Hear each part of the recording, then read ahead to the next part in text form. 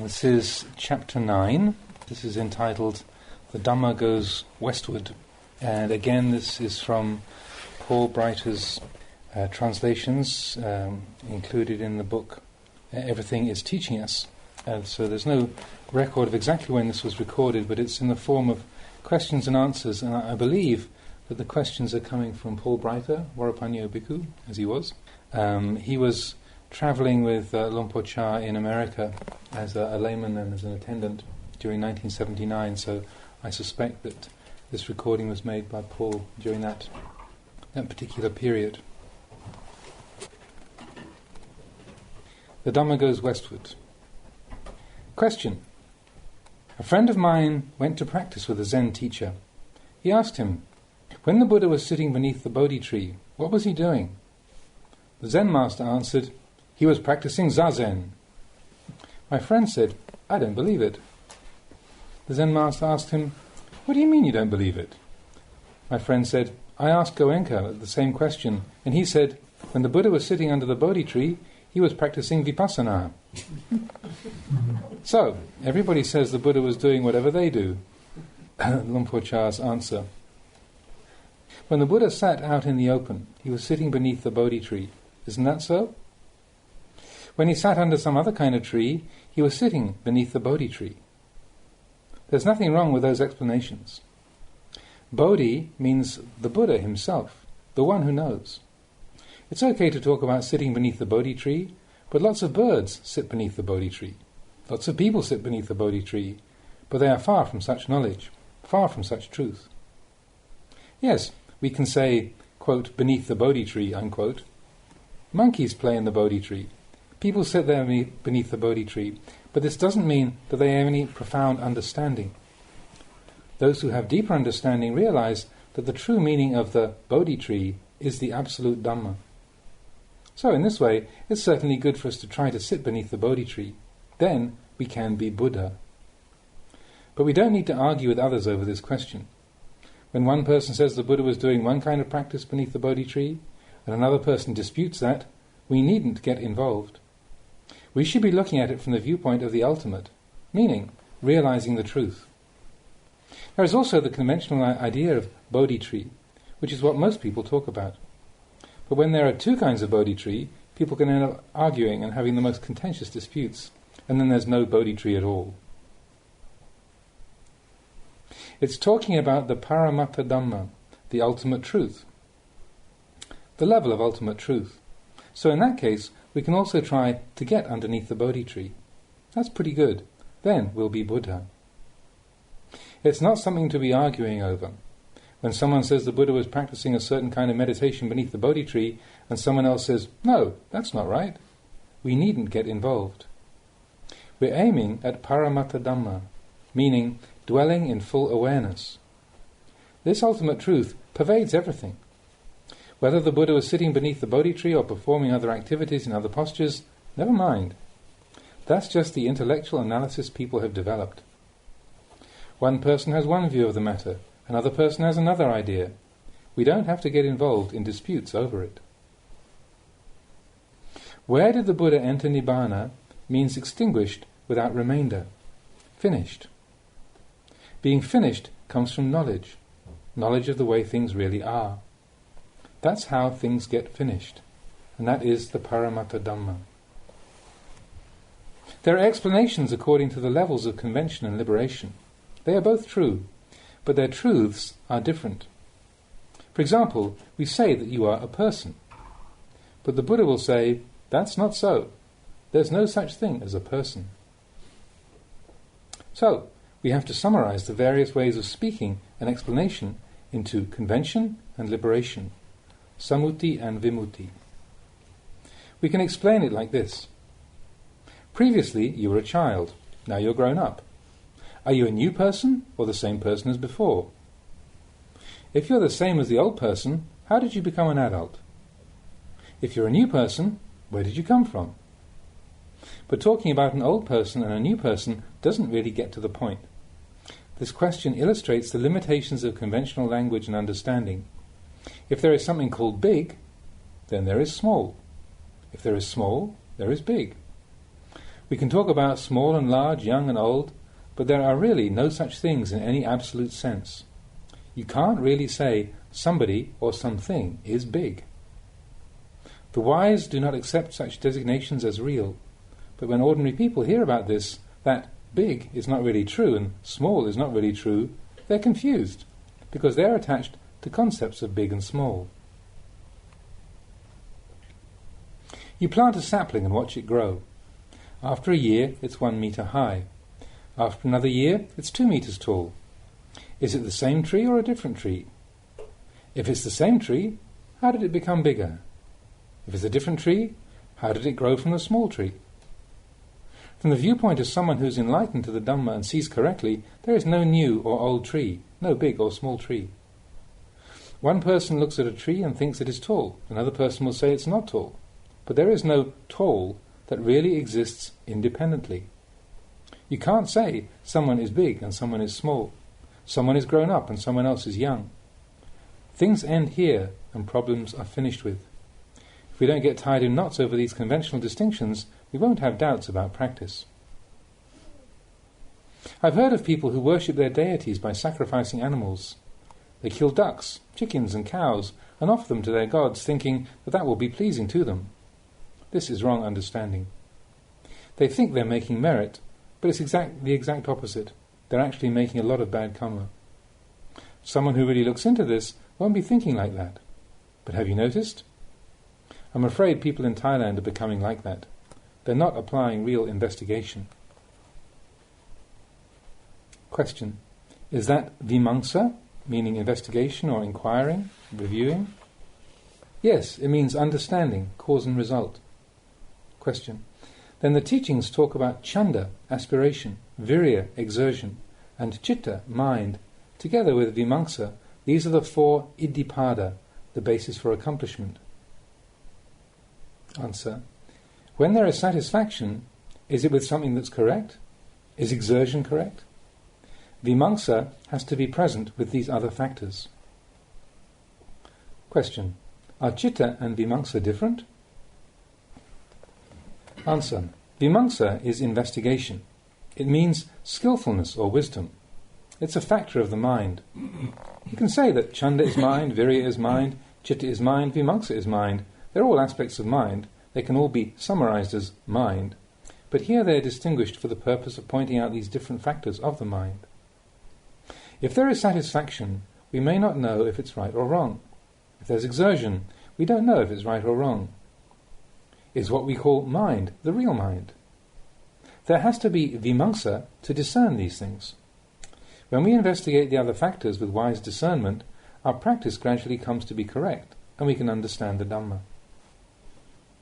But Dhamma doesn't bring much benefit if we don't practice meditation. We won't really know what it's all about. These factors are always present in the mind of real practitioners.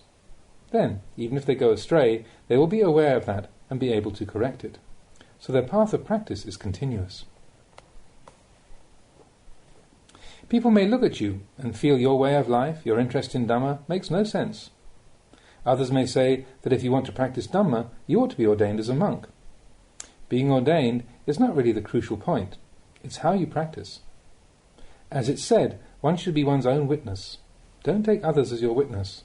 It means learning to trust yourself. Then there's no loss. People may think you're crazy, but never mind. They don't know anything about Dhamma. Others' words can't measure your practice. And you don't realize the Dhamma because of what others say. I mean, the real Dhamma. The teachings others can give you are to show you the path, but that isn't real knowledge. When people meet the Dhamma, they realize it specifically within themselves. So the Buddha said, the Tathagata is merely one who shows the way. When someone is ordained, I tell them, our responsibility is only this part. The reciting Acharya, they have done their chanting. I've given you the going forth and the vows of ordination. Now our job is done. The rest is up to you to do the practice correctly. Teachings can be most profound, but those who listen may not understand. But never mind. Don't be perplexed or over profundity or lack of it. Just do the practice wholeheartedly and you can arrive at real understanding. It'll bring you to the same place the teachings are talking about. Don't rely on the perceptions of ordinary people. Have you read the story about the blind men and the elephant? It's a good illustration. Suppose there's an elephant and a bunch of blind people are trying to describe it. One touches the leg and says it's like a pillar. Another touches the ear and says it's like a fan. Another touches the tail and said, no, it's not a fan, it's like a broom. Another touches the shoulder and says it's something else again from what the others say. It's like this. There's no resolution, no end.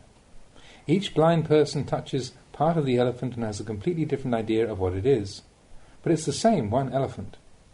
It's like this in practice. With a little understanding or experience, you get limited ideas. You can go from one teacher to the next, seeking explanations and instructions, trying to figure out if they're teaching correctly or incorrectly, and how their teachings compare to each other. Some monks are always travelling around with their bowls and umbrellas, learning from different teachers. They try to judge and measure, so when they sit down to meditate, they're constantly in confusion about what's right and what's wrong. This teacher said this, but that teacher said that. One guy teaches in this way, but the other guy's methods are totally different. They don't seem to agree. It can lead to a lot of doubt. You might hear that certain teachers are really good, and so you go to receive teachings from Thai Ajahns, Zen masters and others. It seems to me you've probably had enough teaching, but the tendency is to always want to hear more, to compare, and to end up in doubt as a result. Then each successive teacher increases your confusion further. There's a story of a wanderer in the Buddha's time that was in this kind of situation. He went to one teacher after the next, hearing their different explanations and learning their methods. He was trying to learn meditation, but was only increasing his perplexity. His travels finally brought him to the teacher Gautama, and he described his predicament to the Buddha. He said, "Doing as you have been doing will not bring an end to doubt and confusion," the Buddha told him. "At this time, let go of the past. Whatever you may or may not have done, whether it was right or wrong, let go of that now. The future has not yet come. Don't speculate over it at all, wondering how things might turn out. Let go of all such disturbing ideas. It is merely thinking. Letting go of past and future, look at the present. Then you will know the Dhamma. You may know the words spoken by various teachers, but you still do not know your own mind.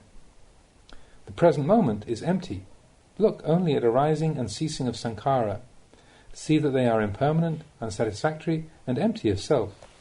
See that they are really thus. Then you'll not be concerned with the past or the future. You will clearly understand that the past is gone and the future has not yet arrived. Contemplating in the present, you will realize that the present is the result of the past. The results of past actions are seen in the present. The future has not yet come. Whatever does occur in the future will arise and pass away in the future. There's no point in worrying over it now, as it's not yet occurred. So, contemplate in the present. The present is the cause of the future.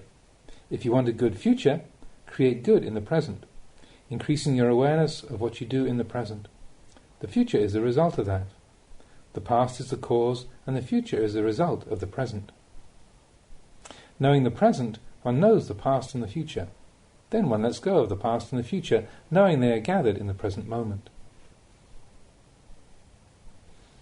Understanding this, that wanderer made up his mind to practice as the Buddha advised, putting things down. Seeing ever more clearly, he realized many kinds of knowledge, seeing the natural order of things with his own wisdom. His doubts ended. He put down the past and the future, and everything appeared in the present. This was Eko Dhammo, the one Dhamma. Then it was no longer necessary for him to carry his baking bowl up mountains and into forests in search of understanding. If he did go somewhere, he went in a natural way, not out of desire for something. If he stayed put, he was staying in a natural way, not out of desire. Practicing in that way, he became free of doubt. There was nothing to add to his practice, nothing to remove. He dwelt in peace, without anxiety over past or future. This was the way the Buddha taught. But it's not just a story about something that happened long ago. If we at this time practice correctly, we can also gain realization. We can know the past and the future because they are gathered at this one point, the present moment. If we look to the past, we won't know. If we look to the future, we won't know, because that is not where the truth is. It exists here, in the present. Thus the Buddha said, "I am enlightened through my own efforts, without any teacher." Have you read this story? A wanderer of another sect asked him, "Who is your teacher?" The Buddha answered, "I have no teacher. I attained enlightenment by myself." But that wanderer just shook his head and went away. He thought the Buddha was making up a story, and so he had no interest in what he said. He thought it was not possible to achieve anything without a teacher and guide. It's like this. You study with a spiritual teacher and he tells you to give up greed and anger. He tells you they're harmful and that you need to get rid of them. Then you may practice and do that. But getting rid of greed and anger didn't come about just because he taught you. You had to actually practice and do that. Through practice, you came to realize something for yourself. You see greed in your mind and you give it up. You see anger in your mind and give it up. The teacher doesn't get rid of them for you. He tells you about getting rid of them, but it doesn't happen just because he tells you. You do the practice and come to realization. You understand these things for yourself. It's like the Buddha is catching hold of you and bringing you to the beginning of the path. And he tells you, "Here is the path. Walk on it." He doesn't help you to walk. You do that yourself. When you do travel the path and practice Dhamma, you meet the real Dhamma, which is beyond anything that anyone can explain to you.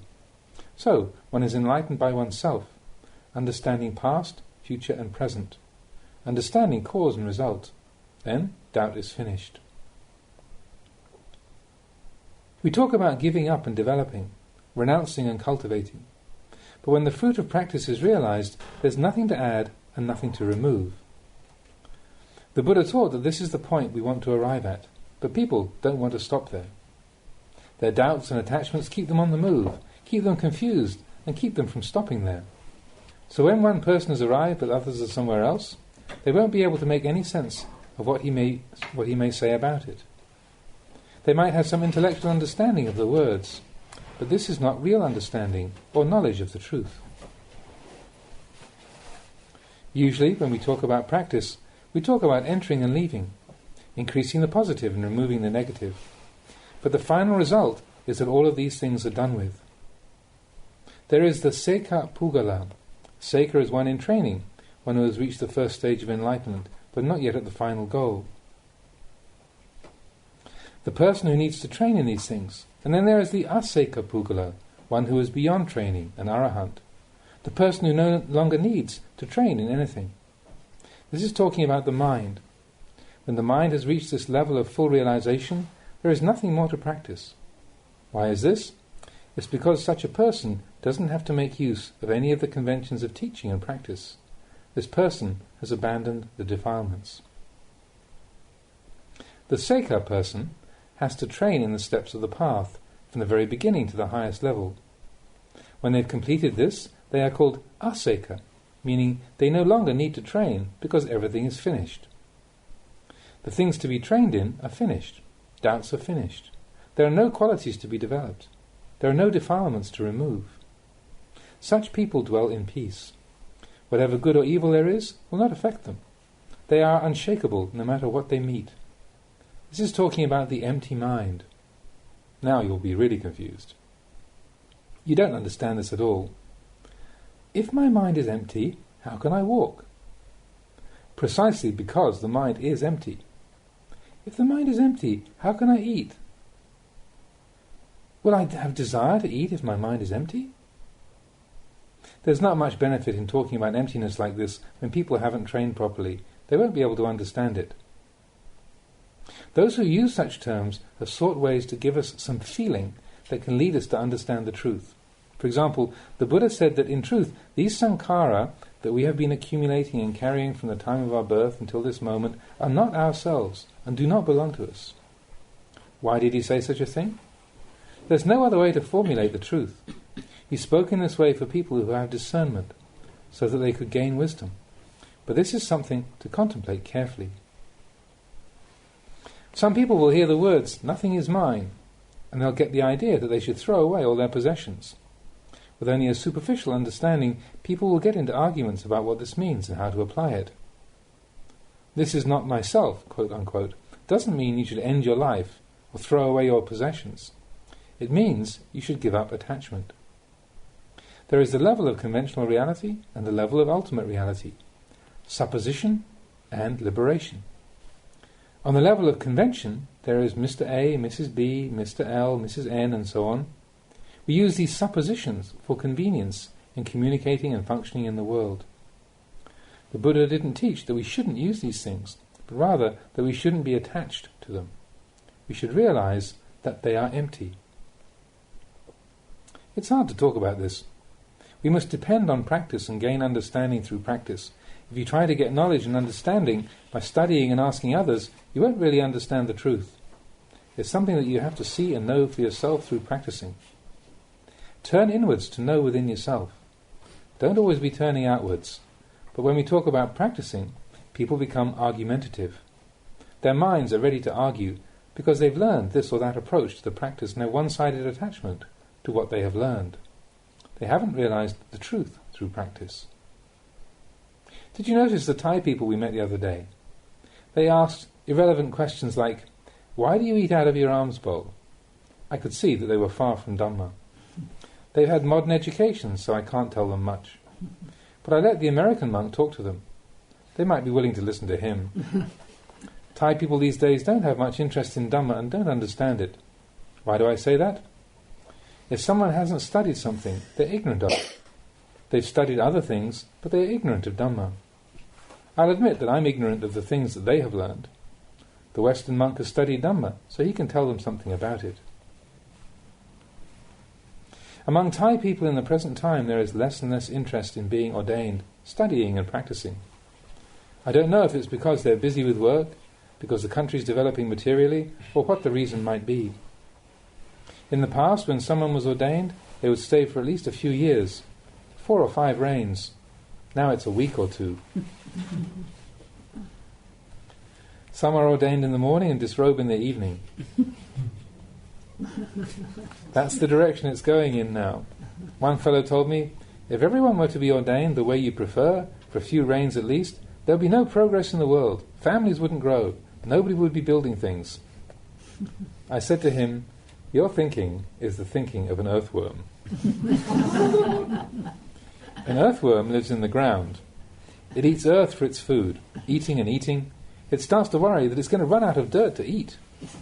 It is surrounded by dirt. The whole earth is covering its head, but it worries it'll run out of dirt. That's the thinking of an earthworm. People worry that the world won't progress, that it'll come to an end. That's an earthworm's view. They aren't earthworms, but they think like them. That's the wrong understanding of the animal realm. They are really ignorant. There's a story I've often told about a tortoise and a snake. The forest was on fire and they were trying to flee. The tortoise was lumbering along, and then it saw the snake slither by. It felt pity for that snake. Why? The snake had no legs, so the tortoise figured it wouldn't be able to escape the fire. It wanted to help the snake, but as the fire kept spreading, the snake fled easily, while the tortoise couldn't make it, even with its 4 legs, and it died there. That was the tortoise's ignorance. It thought, if you have legs, you can move. If you don't have legs, you can't go anywhere. So it was worried about the snake. It thought that the snake would die because it didn't have legs. But the snake wasn't worried. It knew it could easily escape the danger. This is one way to talk to people who have confused ideas. They feel pity for you if you aren't like them and don't have their views and their knowledge. So, who is ignorant? I'm ignorant in my own way. There are things I don't know about, so I am ignorant on that account. Meeting different situations can be a cause for tranquility, but I didn't understand how foolish and mistaken I was. Whenever something disturbed my mind, I tried to get away from it, to escape. What I was doing was escaping from peace. I was continually running away from peace. I didn't want to see this or know about that. I didn't want to think about or experience various things. I didn't realize that this was defilement. I only thought that I needed to remove myself and get far away from people and situations so that I wouldn't meet anything disturbing or hear speech that was displeasing. The farther away I could get, the better. After many years had passed, I was forced by the natural progression of events to change my ways. Having been ordained for some time, I ended up with more and more disciples, more people seeking me out. Living and practicing in the forest was something that attracted people to come and pay respects. So as the number of followers increased, I was forced to start facing things. I couldn't run away anymore. My ears had to hear sounds, my eyes to see. And it was then, as an Ajahn, that I started gaining more knowledge. It led to a lot of wisdom and a lot of letting go. There was a lot of everything going on, and I learned not to grasp and hold on, but to keep letting go. It made me a lot more skillful than before. When some suffering came about, it was okay. I didn't add on to it by trying to escape it. Previously in my meditation, I had only desired tranquility. I thought that the external environment was only useful insofar as it could be a cause to help me to attain tranquility. I didn't think that having right view would be the cause for realizing tranquility. I've often said that there are two kinds of tranquility. The wise have divided it into peace through wisdom and peace through samatha, concentration. In peace through samatha, the eye has to be far from sights, the ear far from sounds, the nose far from smells, and so on. Then, not hearing, not knowing, and so forth, one can become tranquil. This kind of peacefulness is good in its way. Is it of value? Yes, it is, but it is not supreme. It's short-lived. It doesn't have a reliable foundation. When the senses meet objects that are displeasing, the mind changes, because it doesn't want those things to be present. So the mind always has to struggle with these objects, and no wisdom is born, since the person always feels that he's not at peace because of those external factors. On the other hand, if you determine not to run away, but to look directly at things, you come to realize that lack of tranquility is not due to external objects or situations, but only happens because of wrong understanding. I often teach my disciples about this. I tell them, when you are intently devoted to finding tranquility in your meditation, you can seek out the quietest, most remote place where you won't meet with sights or sounds, where there is nothing going on that will disturb you. There the mind can settle down and become calm because there is nothing to provoke it. Then, when you experience this, examine it to see how much strength it has. When you come out of that place and start experiencing sense contact, notice how you become pleased and displeased, gladdened and dejected, and how the mind becomes disturbed. Then you will understand that this kind of tranquility is not genuine. Whatever occurs in your field of experience is merely what it is. When something pleases us, we decide that it is good. When something displeases us, we say it isn't good. That is only our own discriminating minds giving meaning to external objects. When we understand this, then we have a basis for investigating these things and seeing them as they really are. When there is tranquility in meditation, it's not necessary to do a lot of thinking. This sensitivity has a certain knowing quality that is born of the tranquil mind. This isn't thinking, it's Dhamma vichaya, investigation, contemplation of Dhamma, the factor of investigating Dhamma. This sort of tranquility does not get disturbed by experience and sense contact. But then there's the question, if it is tranquility, why is there still something going on? There is something happening within tranquility. It's not something happening in the ordinary afflicted way where we make more out of it than it really is. When something happens within tranquility, the mind knows it extremely clearly. Wisdom is born there, and the mind contemplates ever more clearly. We see the way that things actually happen. When we know the truth of them, then tranquility becomes all-inclusive. When the eye sees forms or the ear hears sounds, we recognize them for what they are. In this latter form of tranquility, when the eye sees forms, the mind is peaceful. When the ear hears sounds, the mind is peaceful. The mind does not waver. Whatever we experience, the mind is not shaken. So, where does this sort of tranquility come from? It comes from that other kind of tranquility, that unknowing samatha. That is the cause that enables it to come about. It is taught that wisdom comes from tranquility. Knowing comes from unknowing. The mind comes to know from that state of unknowing, from learning to investigate like this. There will be both tranquility and wisdom. Then, wherever we are, whatever we're doing, we see the truth of things. We know that the arising and ceasing of experience in the mind is just like that. Then there is nothing more to do, nothing to correct or solve. There is no more speculation. There is nowhere to go, no escape. We can only escape through wisdom, through knowing things as they are and transcending them. In the past, when I first established Wat Pah Pong and people started coming to see me, some disciples said, Luang Por is always socializing with people. This isn't a proper place to stay anymore. But it wasn't that I had gone in search of people. We established a monastery and people were coming to pay respects to our way of life. Well, I couldn't deny what they were saying, but I was gaining a lot of wisdom and coming to know a lot of things. But the disciples had no idea. They could only look at me and think my practice was degenerating. So many people were coming, so much disturbance. I didn't have any way to convince them otherwise, but as time passed, I overcame the various obstacles, and I finally came to believe that real tranquility is born of correct view. If we don't have right view, then it doesn't matter where we stay. We won't be at peace, and wisdom won't arise. Now, people are trying to practice here in the West. I'm not criticizing anyone, but from what I can see, Sila, morality, is not very well developed. Well, this is a convention. You can start by practicing Samadhi first. It's like walking along and coming across a long piece of wood. One person can take hold of it at one end. Another person can pick it up at the other end. But it's the same one piece of wood. And taking hold of either end, you can move it. When there is some calm from Samadhi practice, then the mind can see things clearly and gain wisdom and see the harm in certain types of behavior. And the person will have restraint and caution. You can move the log from either end, but the main point is to have firm determination in your practice.